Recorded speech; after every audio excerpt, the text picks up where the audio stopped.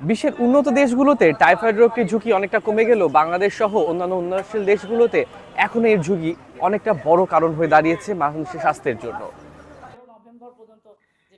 Typhoid জ্বর একটি প্রতিরোধযোগ্য সংক্রামক রোগ। প্রতি বছর বিশ্বজুড়ে 90 লক্ষ মানুষ এই রোগে আক্রান্ত হয় এবং এর মধ্যে 1 লক্ষের বেশি মানুষ মৃত্যুবরণ করে। বাংলাদেশে টাইফয়েড এখন একটি বড় জনস্বাস্থ্য সমস্যা, বিশেষ করে শিশুদের মধ্যে। টাইফয়েড জ্বর মূলত দূষিত পানি ও খাবারের মাধ্যমে ছড়িয়ে পড়ে। আক্রান্ত হলে উচ্চ জ্বর, মাথা ব্যথা, শরীর ব্যথা, ক্লান্তি ও দুর্বলতা দেখা দেয়। অনেক সময় ব্যবহৃত অ্যান্টিবায়োটিক কাজ না করায় রোগটি আরও জটিল হয়ে ওঠে। তাই টাইফয়েড প্রতিরোধ রোধে টিকাই এখন সবচেয়ে কার্যকর ও নিরাপদ উপায়। এই প্রেক্ষাপটে সরকার আগামী 12 অক্টোবর 2025 থেকে সারা দেশে টাইফয়েড টিকাদান ক্যাম্পেইন শুরু করেছে। ইপিআই কর্মসূচি আওতায় রাজশাহী জেলায় মোট 5,64,123 জন শিশুকে টিকা দেওয়ার লক্ষ্য নির্ধারণ করা হয়েছে। আপনারা তো সবাই জানেন যে আমরা বর্তমানে বাংলাদেশ সহ সারা বিশ্ব আমরা একটা অ্যান্টিবায়োটিক রেজিস্ট্যান্সের শিকার।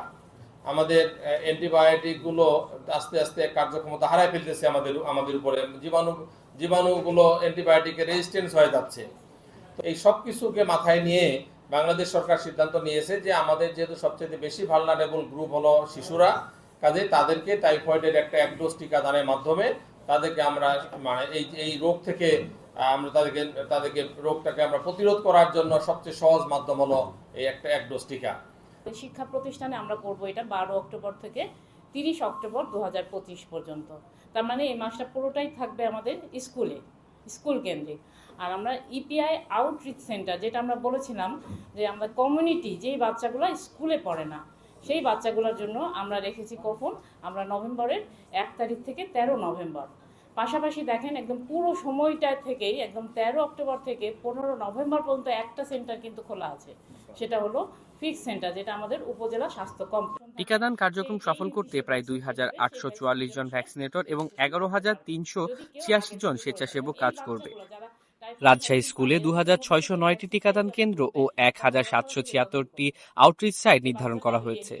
টিকার জন্য নিবন্ধন করতে হবে ওয়েবসাইটে 17 সংখ্যা জন্ম নিবন্ধন নম্বর ব্যবহার করে। রেজিস্ট্রেশন শেষে কার্ড ডাউনলোড করে নির্ধারিত দিনে টিকা নিতে হবে। সংশ্লিষ্টরা আরও জানান, টাইফয়েডের টিকা নিরাপদ ও কার্যকর। টিকা নেওয়ার পর হালকা জ্বর, টিকার স্থানে ব্যথা ও লালচে ভাব হতে পারে, যা কয়েকদিনের মধ্যে সেরে যায়।